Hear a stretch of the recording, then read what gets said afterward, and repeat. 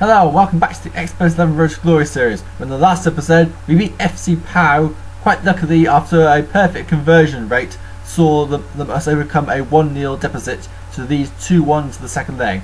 In this episode, it's back to the league. We are playing Bowbazar 11, an Indian side who have some pretty good players.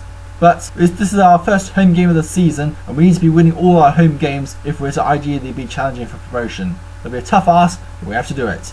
Let's see the Bowbazar squad. Bowbazar made a few squad changes since we showed their squad at the beginning of the season. They've signed a new goalkeeper, 13-bar Walter Zenga, which adds a new dimension to their side. They've also sold off Kari Hazuki to help finance the move for Zenga. So they have a bit of a reduced midfield, but still they've kept most of their best players.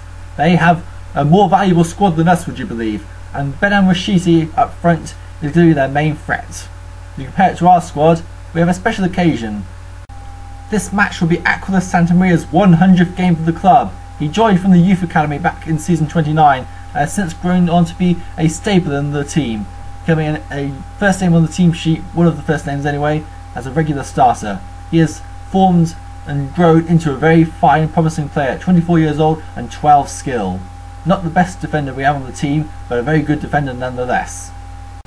Knights are a stronger squad than Bowbazar, but only just. We just about shade it. So it might be a close game, but I think a lot will depend on the form of both sides. So let's see the teams and see how they both line up. Knights line up in a 4-5-1 formation as always, with Ant Connolly in goal.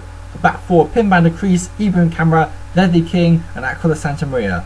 Midfielder Timothy Wagner, Pierre Of Hesslink, Alvito Roma, YJ and Raymond Hargreaves. A front row man of Celso Mota. Pierre Of Hesslink coming in for his first start of the season. Bowbazar meanwhile have Walter Zenga in goal, a back four: Camilo Shuan, Bazim Muafak, Francisco Roccini and Maurice Schutz. Midfield of Aspion Channels, Carlos Alberto Garce, Benan Rashidi, their 15-bar striker in midfield, Matthias Birimi and Jeremiah Castellar, and a front row man of Rodrigo Bertolo. Let's go live to the Supermassive Black Hole for the first home game of the season. Captains for this match are Ledley King for Knights of Cydonia, Aspion Channels for Bowbazar. The referee is Robert Nixon, skill 8, harshness 6.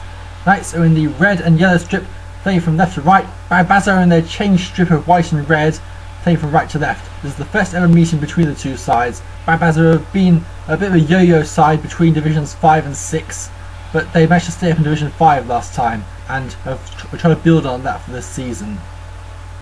In the other matches in the division, P4HFC are playing Fredrikstad, Gorgi Thistle against BOR Bears and Real El Madrid against Hearts. The referee is about to get the game underway.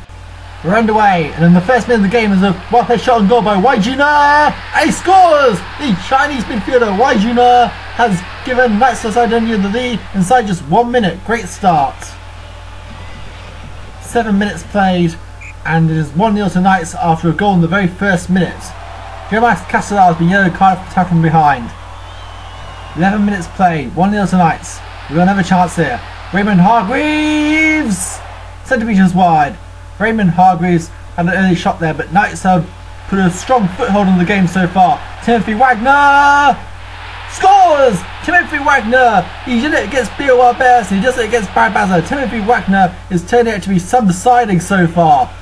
He's scored from a free kick against FC Pau, he scored against BOR Bears, and now he's scored against Bowbazar. What a 38 years old, he's doing some great things here. Timothy Wagner's free kick straight goal, as blocked by Zenga. It's going to be difficult to beat Bowbazar's goalkeeper, and Zenga gets down low and saves. Card for Bowbazar.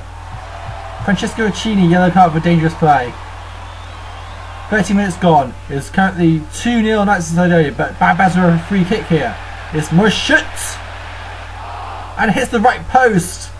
Ooh, he nearly tested Ant Connolly there and could have got one back, but as things started, currently 2-0 Knights, but they got a card here. Aquiles Santamaria on his 100th game for the club as books. 35 minutes played, Knights have another chance. Alvito Roma! Missed the goal! Well, you can't blame Roma for missing, because it's been a very solid first half otherwise. Knights completely dominated this game with nearly all the chances, and at half time it is currently 2-0 to Knights, with 6 chances compared to Bowbazar's 1. A very, very one-sided game. In the other matches in the division, Real Madrid are 2-0 up against Hearts, BOR Bears leading Gorky Thistle, and P4HFC and Fredrikstad, the top two before kick-off, are drawing 0-0. As things stand, Knights will be up into 3rd place in the league if this is the final score and the other scores remain as they are.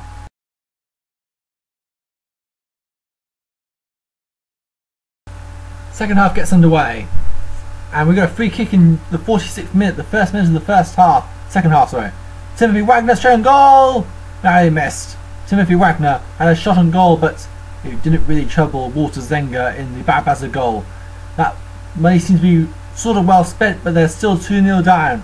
Free kick to Knights. Timothy Wagner! No problems for the keeper. While Wagner hasn't exactly been great from free kicks so far, but from open plays, had some good moments, I must admit. Real Madrid are now 3-0 up against Hearts. P4HFC, the league leaders, have just taken the lead against Fredrikstad, so they look like they're early running away with it. Morris Schutt straight on goal! And a play for a goal kick. Bowbazar had a free kick there, and Schutt failed to trouble Ant Connolly though. As Gorky Thistle equalised against BOR Bears and P4H are 2-0 up. Garcia has been tapped over the bar by Connolly. So, Knights have a chance here again. Alvito Roma! Goal! 3-0 Knights! After a spell of pressure from Bowbazar, Knights have got up the other end and scored. Timothy Wagner has set up Alvito Roma from a corner, and it is now 3-0 to Knights. Edmund Livingston coming on for Camilo Chuan. Bowbazar trying to shore it up at the back here. We're coming towards the last few moments of the game, but I think this game is practically over now. Free kick to Knights. Timothy Wagner again! Ward off by Zenga. Zenga's probably been their best player, which says a lot considering he's conceded 3 goals so far. Tim Dergic is on for Aspinall Sentinels, the captain. They was making a few changes to get some of the youngsters on. Capelli on for Bertoldo, and the gamble of playing Rashidi in midfield hasn't really worked out. That is the end of the game and the end of the match. A very, very comfortable victory against a team that may just end up being the bottom side in the division based on this performance. It's a very tight division between us and many other teams, so a performance like this is probably going to be a very minority rather than the majority, but we need to work hard to get wins in this division. Bowbazar had 3 chances, Knights only had 9 over the whole course of the whole match. A very, very one-sided game in the end, and this is our strongest ever team performance. Ledley King was the man of the match with 18 bars, which was also given by Pim van der Kruis. Walter Zenga was their man of the match, which says a lot really about Bowbazar's performance today.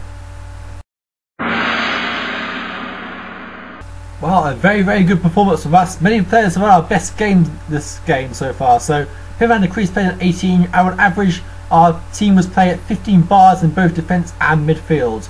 And this helped because we didn't really have the advantage tactically wise over Bowbazar at all. We only really got one thing, I suppose, and even then that wasn't clinically enough.